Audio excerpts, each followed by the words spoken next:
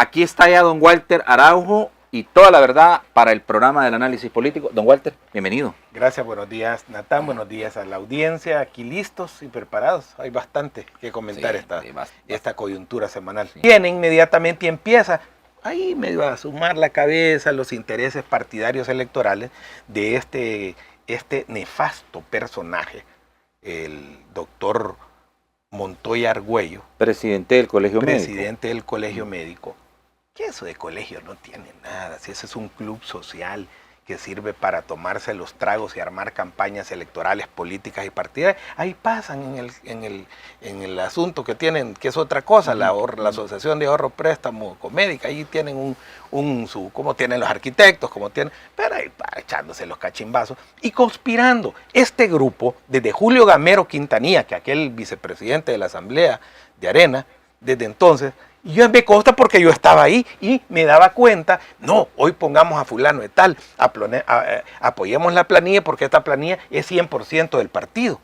Son areneros, tienen una intención política y en sus expresiones lo ve y a la par crea este mismo, con impulso de este mismo gremio, para siempre asaltar las votaciones del Colegio Médico, crean el MPUSD, que la crea Cabrera Candray, ex diputado de Arena, ex miembro del COENA, junto con un resentido Arenazi también, que es de apellido Ramos Hines, que siempre ha estado de revoltoso, antigobierno, anti cualquier cosa y pro Arena, crean este movimiento para la dignificación salarial, una cosa así, el M, porque ¿quién los une? Fíjense bien, no es contra la privatización, no, hoy los une su interés personal, el tratar de incidir y se enfrentan al gobierno en medio de una tragedia como fue la pandemia del COVID en El Salvador y ellos querían, ahí está Esteban Solano, el otro que parece que es oso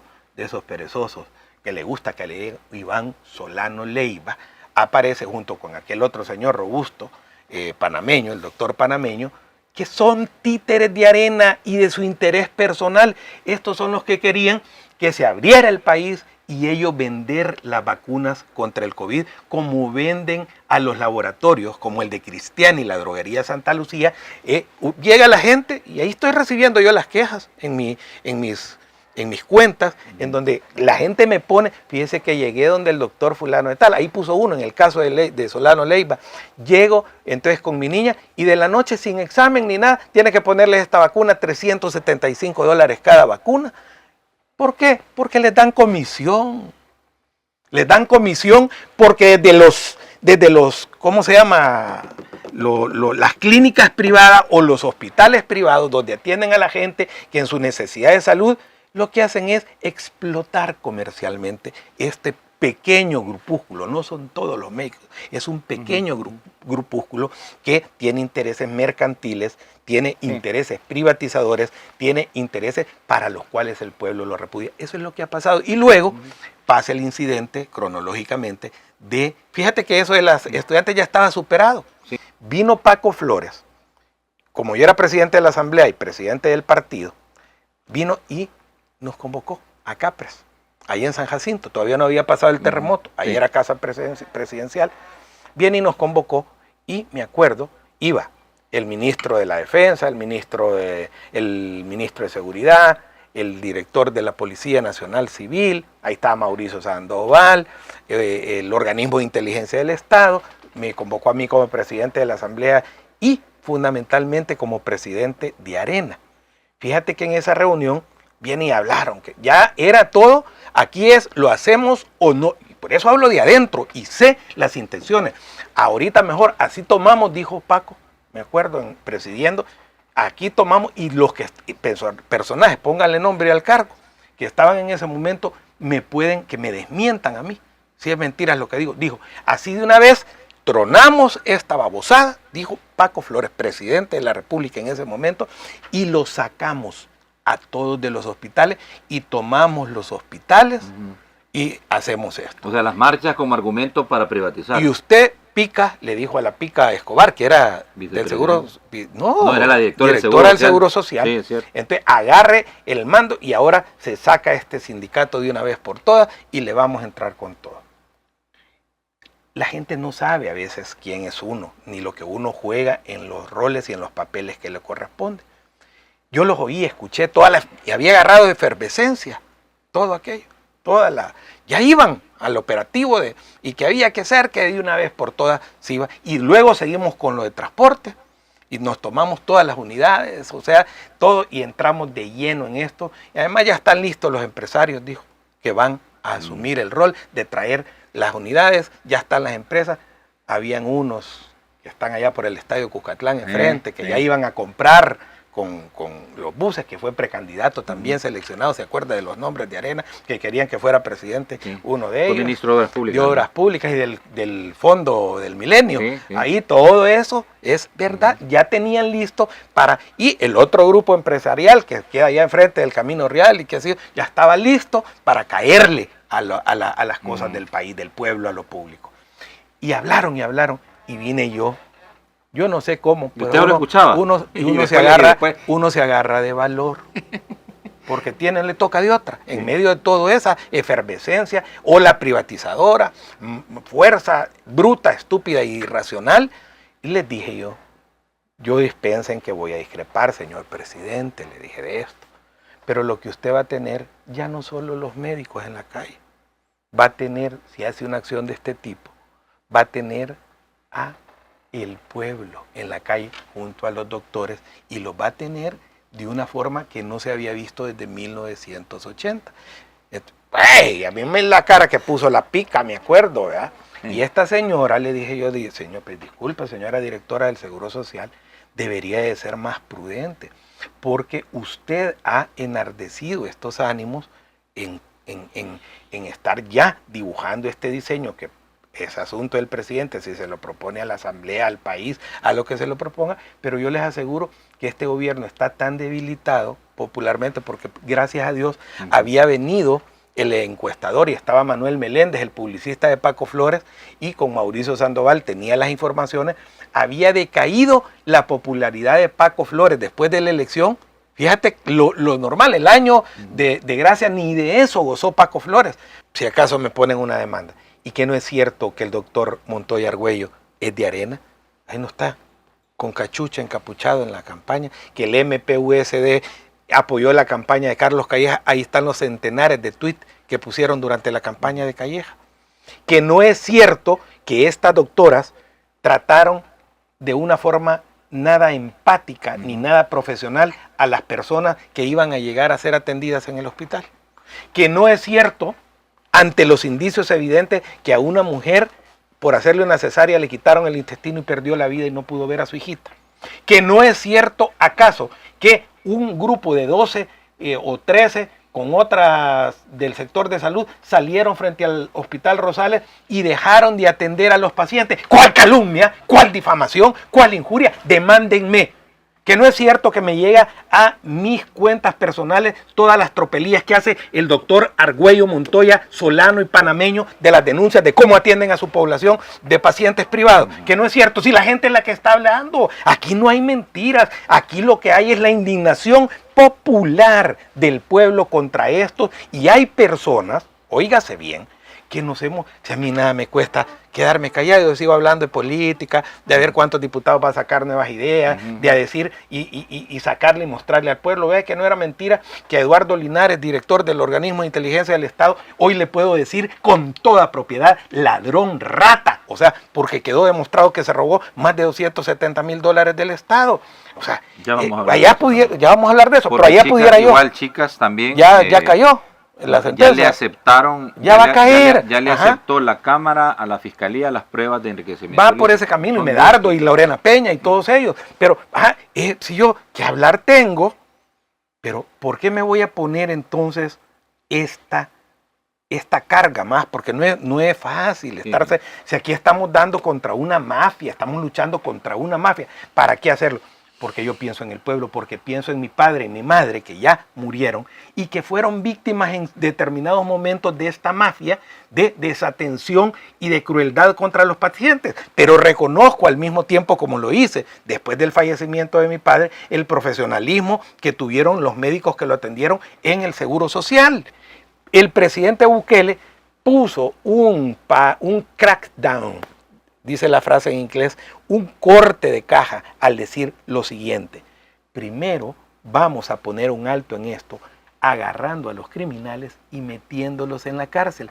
Eso es lo que va a permitir ir a atacar los problemas estructurales, porque los gobiernos están medio conteniendo, haciendo la paja de contener la seguridad pública, se deprime la economía, nunca pueden arreglar el problema de las causas estructurales y la raíz, y eso es lo que ha logrado el presidente Nayib Bukele. El debate mundial. El presidente se ha convertido en un líder mundial, en un estadista de calidad mundial, en donde ya es ejemplo para amplios sectores, ya no digamos en la población. Si el presidente Bukele va a elecciones en Chile, le gana a todos los candidatos, hasta Milei. Si va a elecciones en Argentina, igual, si va a elecciones, repasea y requepecachimbea a Petro y a todo su récord, le gana a todo. En Costa Rica fuera electo el presidente Bukele y no el presidente de Costa Rica. Ahí siga discutiendo, señor Boric, pobre pueblo chileno. Le contestó el presidente a lo que dijo en la BBC. Le contestó el presidente, bueno, de una manera muy diplomática, ¿verdad? Sí. No directamente a Boric, le contesta... Es la ventaja de ser uno, no ser nada, no ser diputado, que se las puede devolver en la dimensión. El presidente tiene que hacerlo diplomáticamente. Pues este gobierno puede hacer dos cosas a la vez. Una buena estrategia de seguridad incluye la prevención y la represión directa del delito. Qué difícil ha de ser liderar un país teniendo tan poco sentido común. Gracias a Dios los chilenos son más que su presidente. Sí, los chilenos, el pueblo chileno, a él se refiere el presidente, y la frase mágica, sentido común, que no es tener lógica y sentido común. Si yo me doy cuenta, asumo el mandato de presidente de la República, me estoy poniendo en los zapatos del presidente, que son muy grandes pues para una persona como tu servidor, pero voy a hacer un ejercicio lógico. Y yo conozco a Nayib Bukele, al ser humano, lo conozco años antes de que fuera presidente, y conozco de su alta capacidad, inteligencia y visión de las cosas. Llegó a ser presidente y lo fue viendo durante todo su periodo de crecimiento político en Nuevo Cuscatlán, en San Salvador, hasta que llegó a ser presidente de la República.